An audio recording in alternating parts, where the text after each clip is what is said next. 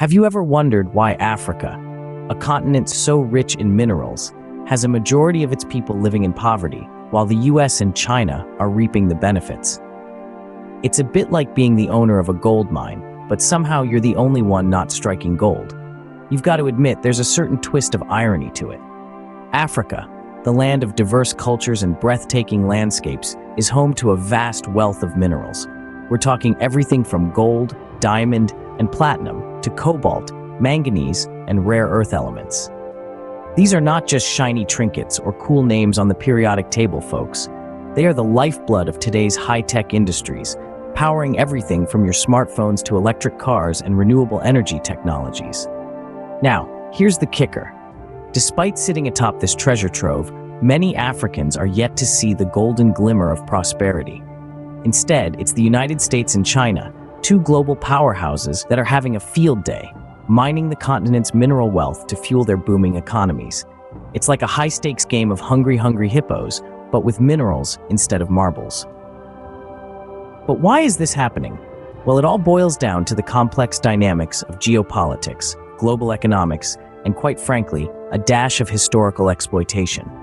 The US and China, with their economic might and technological prowess, have managed to position themselves as key players in Africa's mineral industry. And while they're enjoying the mineral-rich pie, many Africans are left with crumbs. But here's the good news. This narrative doesn't have to continue. There's a growing community of individuals who can help change this story, the African diaspora. Spread across the globe, these individuals have the potential to influence the economic trajectory of their home continent. In this video, we'll explore how members of the African diaspora can take actionable steps to leverage these resources for the benefit of their communities. So, let's roll up our sleeves and dig into this mineral-rich discussion. Because as they say, there's gold in them hills, and it's high time we figured out how to mine it. Africa is no stranger to foreign interest. It's a treasure trove of minerals, and the US and China have been making their moves. Now let's take a moment to understand the current scenario of the African mineral industry. The continent is rich, and I mean Scrooge McDuck swimming in a pool of gold, rich with a plethora of minerals.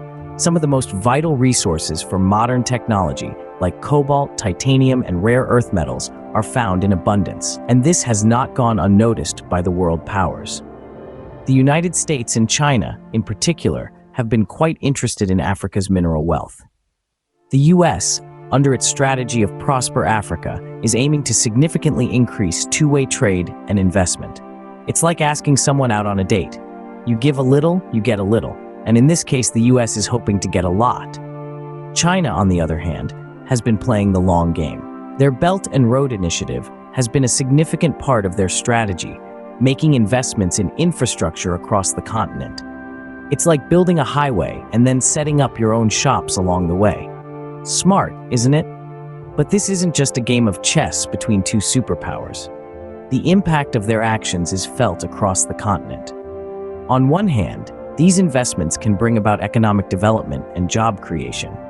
On the other, there's a risk of over-reliance on foreign investment and possible exploitation. It's like that old saying, too many cooks spoil the broth.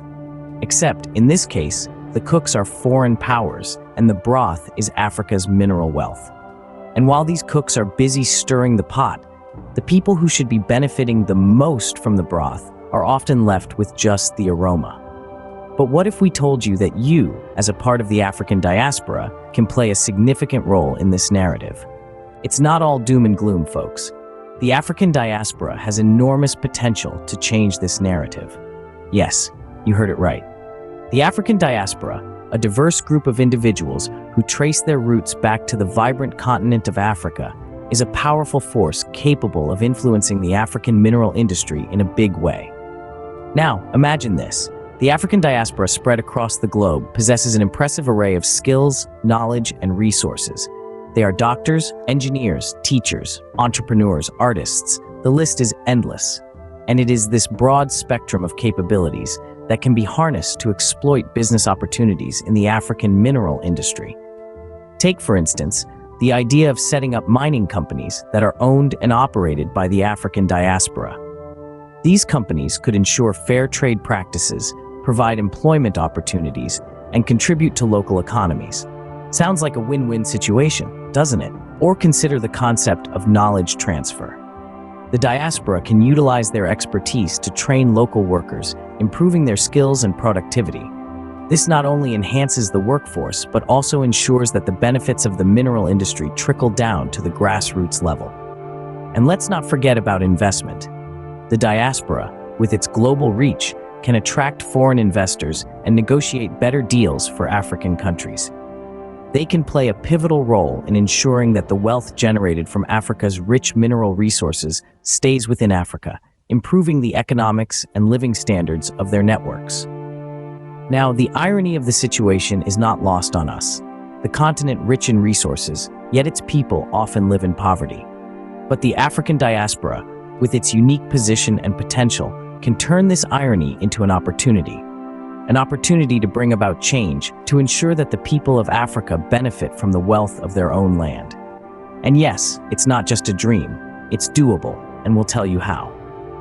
So stay tuned, folks. The future of the African mineral industry could very well be in the hands of the African diaspora.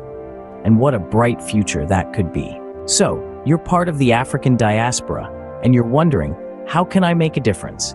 Well, my friend, there are numerous ways you can take a step towards exploiting business opportunities in the African mineral industry.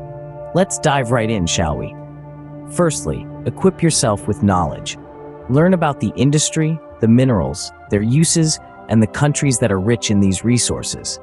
And no, this isn't some bedtime reading assignment. Consider it your passport to economic empowerment. The more you understand, the better positioned you'll be to identify opportunities. Secondly, build a network. Connect with like-minded individuals, industry professionals, and organizations. Attend conferences, join online forums. This is not about who has the biggest collection of business cards, but about creating meaningful relationships that can lead to partnerships and collaborations. Thirdly, consider investing. Now, before you start imagining yourself as a diamond magnate, remember we're starting small. There are numerous investment funds that focus on mining in Africa. By investing, you're not only potentially making a profit for yourself, but also contributing to the development of the industry. Fourthly, if you can, why not start a business? It doesn't have to be a mining company.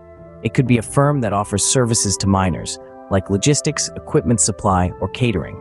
The possibilities are as numerous as the grains of sand in the Sahara. Lastly, advocate for fair trade and ethical mining practices.